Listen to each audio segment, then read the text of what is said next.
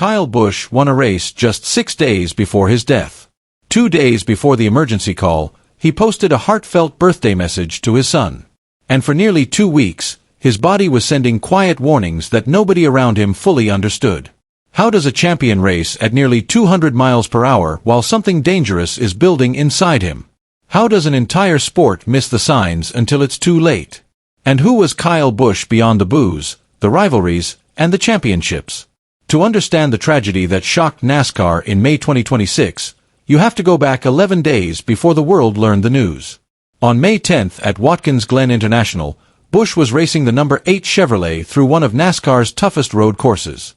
Watkins Glen punishes the body with hard braking, violent G-forces, and non-stop pressure on the chest and head. That weekend, Busch reportedly had what seemed like a simple sinus cold.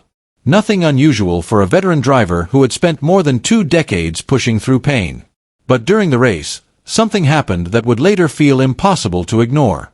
Over the team radio, heard live on the broadcast, Busch asked team Dr. Bill Heisel for a shot after the race ended. Not tomorrow. Not next week. Immediately after the checkered flag. At the time, nobody thought much about it. Why would they? This was Kyle Busch, a driver famous for racing through injuries, criticism, and pressure that would break most competitors. He finished 8th that day, climbed out of the car, got treatment, and moved on like nothing was wrong. But looking back now, one haunting question remains. Was that the first real warning? 11 days later, Kyle Busch was dead. And what makes this story even harder to process is that the signs never truly disappeared. 5 days before the 911 call, Busch sat down for an interview with The Athletic. During the conversation, he casually mentioned a cough that still hadn't gone away. "You can kind of still hear it," he said. The reporter heard it. Readers probably noticed it. But no one treated it as alarming. NASCAR drivers race sick all the time. Busch himself had built a legendary reputation by refusing to stop, even after serious injuries earlier in his career. A cough didn't sound like a crisis. But now, knowing what happened next, those words feel chilling. The cough had been there at Watkins Glen. It was still there during the interview days later. And by May 20th, it would become something far more serious. What does it feel like to know your body is struggling while still trying to perform at the highest level? What happens when the most competitive person in the room refuses to slow down because that's all he has ever known? That was Kyle Busch. For more than 20 years, he was one of the most polarizing figures in NASCAR history. Fans either loved him or loved to hate him. He collected victories, championships, and enemies with the same intensity. But underneath the confidence and swagger was a driver obsessed with proving people wrong. And even in his final days, he was still winning. On May 15th at Dover Motor Speedway, Busch climbed into a Spire Motorsports truck and delivered a vintage performance. He led 147 of 200 laps and dominated the race from start to finish. It wasn't survival. It wasn't a struggling athlete trying to make it through the weekend. It was classic Kyle Busch. After the victory, a reporter asked him why winning never gets old. Busch paused and gave an answer that now feels heartbreaking. "You never know when the last one is." At the time, it sounded like the wisdom of a veteran driver. A reminder that careers in racing are never guaranteed. But those words would become painfully prophetic. That Dover victory became the final win of his career. Think about that for a moment. A man fighting an illness nobody fully understood still climbed into a race truck and completely controlled the field. How many athletes in any sport could do that? 2 days later, Busch raced again in the NASCAR All-Star race at Charlotte Motor Speedway. He finished 17th. Nothing dramatic. Just another race on the schedule. But no one knew it would be the last race of his life. Afterward, Busch left Charlotte and began preparing for the Coca-Cola 600, NASCAR's longest and most physically demanding event. The race was only days away. His team was preparing the number 8 Chevrolet. Everything seemed normal. Except the cough was still there. And somewhere inside his body, something was getting worse. Then came Tuesday, May 19th. What would you do if you unknowingly had less than 48 hours left to live? Would you spend those final hours chasing another achievement? Sitting quietly at home? Or would you simply go through life as normal, never realizing that ordinary moments were about to become the memories people replay forever? That question now surrounds the final days of Kyle Busch. On the surface, nothing seemed unusual. There were no dramatic warning signs visible to fans. No emotional farewell. No final interview hinting that something was wrong. Just another busy week in the life of one of NASCAR's most recognizable drivers. And that may be what makes the story so unsettling. Because looking back now, every ordinary moment suddenly feels different. That Tuesday afternoon, Busch spent time with his son, Brexton, at a go-kart track in Durham, North Carolina. Witnesses later described the atmosphere as relaxed and joyful. Kyle laughed with fans. He joked with his son. He stayed longer than some expected, talking with people who approached him for photos and autographs. To everyone around him, he looked present, focused, happy. Nobody there could have imagined they were watching one of the final public appearances of a man who had spent more than 2 decades becoming one of the most polarizing and successful figures in modern NASCAR history. And perhaps the most heartbreaking part is this. Kyle Busch himself likely had no idea either. Parents often talk about wanting more time with their children. More birthdays. More races. More conversations. More ordinary afternoons that never feel important until they're gone. That evening, Busch made what would become his final public Instagram post, a birthday message dedicated to Brexton. Your mom and I are so proud of who you're turning out to be. There is no limit to what you'll accomplish. At first glance, those words sound simple, loving, normal. But after everything that followed, they became devastating. Read them again slowly. A father talking confidently about the future. A man imagining years ahead. More milestones. More memories. More races together. He truly believed he would still be there to watch it happen. Less than 48 hours later, he was gone. And suddenly, that short message became something much bigger than a social media post. It became a final glimpse into who Kyle Busch really was beneath the helmets, rivalries, controversies, and roaring engines. For years, fans viewed Busch as NASCAR's villain. He was the driver people loved to boo. The aggressive competitor who never apologized for his intensity. The man who frustrated rivals, argued openly, and pushed every race to the limit. Crowds erupted when he lost. Others celebrated when he won. But behind all of that was also a husband. A father. A man deeply invested in his family. And in the end, that side of him became the final image many people would carry forever. The next morning, May 20th, Busch drove to the General Motors Technical Center in Concord, North Carolina. Preparation for the Coca-Cola 600 was already underway, and Busch planned to spend time in Chevrolet's advanced racing simulator.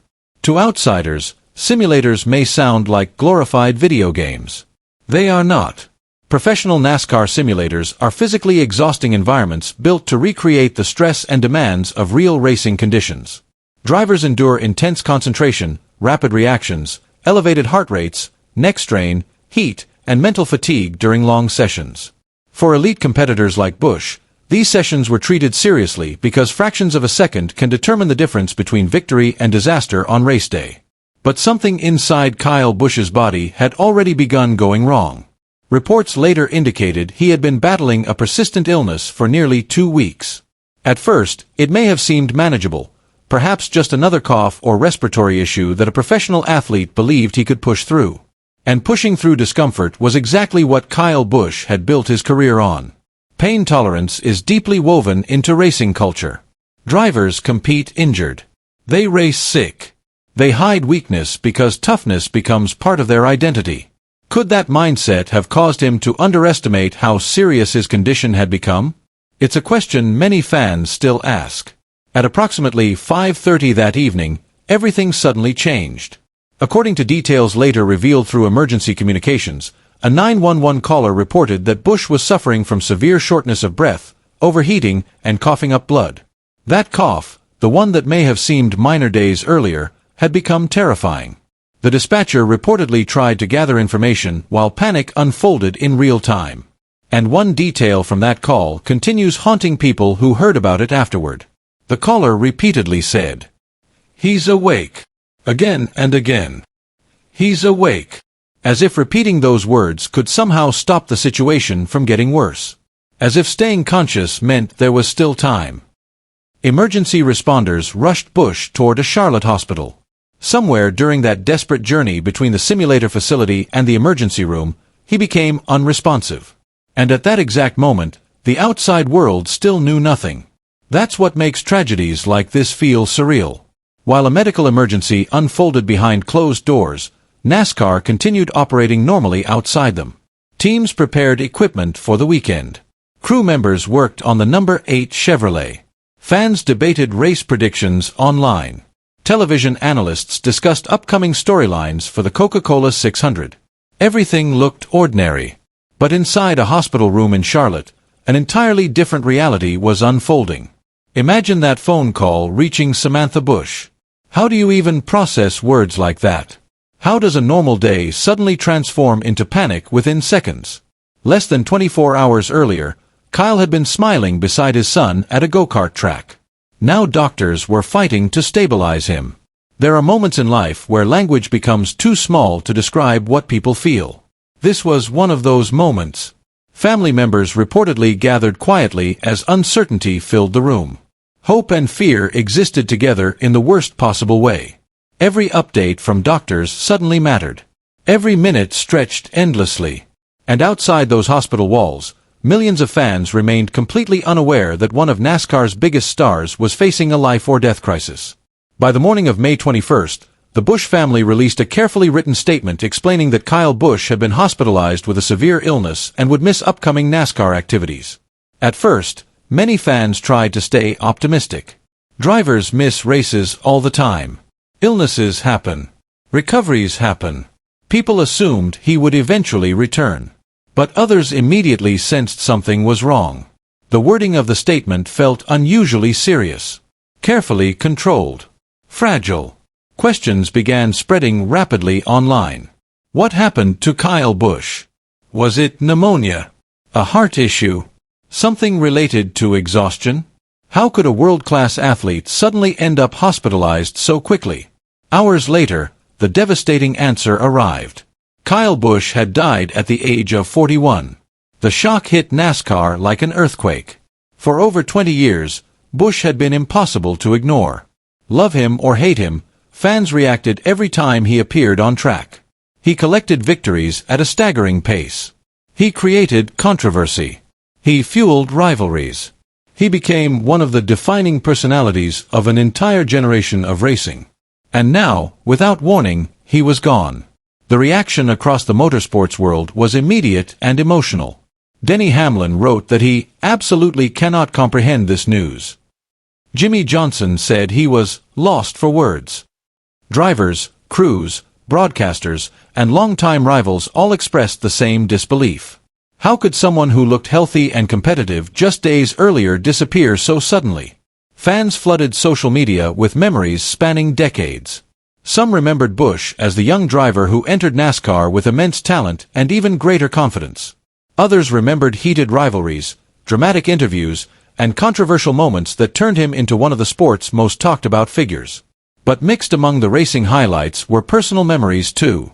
Parents shared stories about bringing children to races where Kyle signed autographs long after events ended. Fans recalled meeting a surprisingly thoughtful and funny man away from cameras. Others admitted something unexpected. Even if they spent years booing him, NASCAR without Kyle Busch felt impossible to imagine. And maybe that's because Busch represented something rare in modern sports. He was authentic. At times that authenticity made him difficult. Emotional. Confrontational. Unfiltered. But it also made him unforgettable. In an era where many athletes carefully protect their public image, Busch often showed raw emotion openly. Frustration, anger, joy, confidence, disappointment. Fans never had to guess what he felt. That honesty created both critics and loyal supporters. And over time, even some people who once disliked him began appreciating the intensity he brought to every race. Speculation about his death spread rapidly online in the hours that followed. Many people pointed toward double pneumonia because of the respiratory symptoms described during the emergency call. Others offered theories involving exhaustion or underlying complications. But importantly, no official cause of death had been publicly confirmed by the family, hospital, NASCAR, or Richard Childress Racing in the immediate aftermath. And that distinction matters. In moments of shock, rumors travel faster than truth. Social media turns uncertainty into headlines within minutes.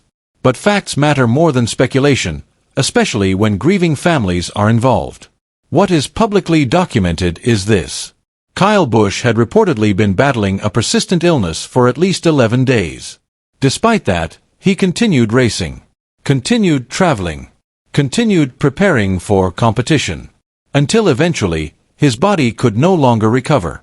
At 5:40 p.m. on May 21st, a joint statement from the Busch family, NASCAR, and Richard Childress Racing officially confirmed his death.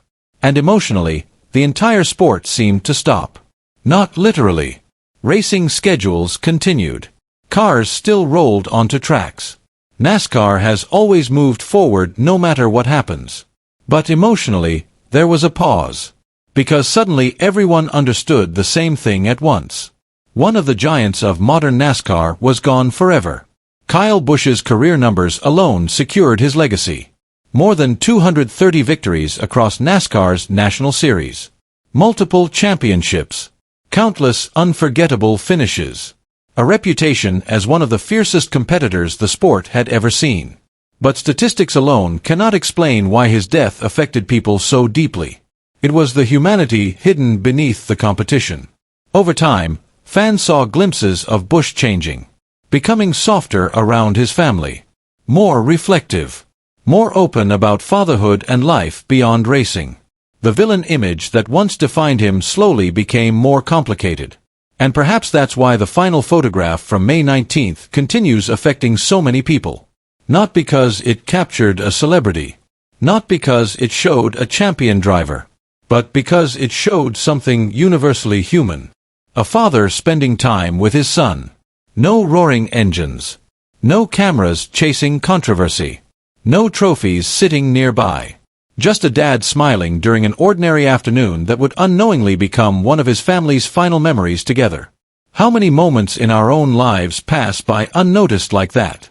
How many times do people say goodbye without realizing it's the last time? That question is part of why this story has resonated so deeply far beyond NASCAR itself.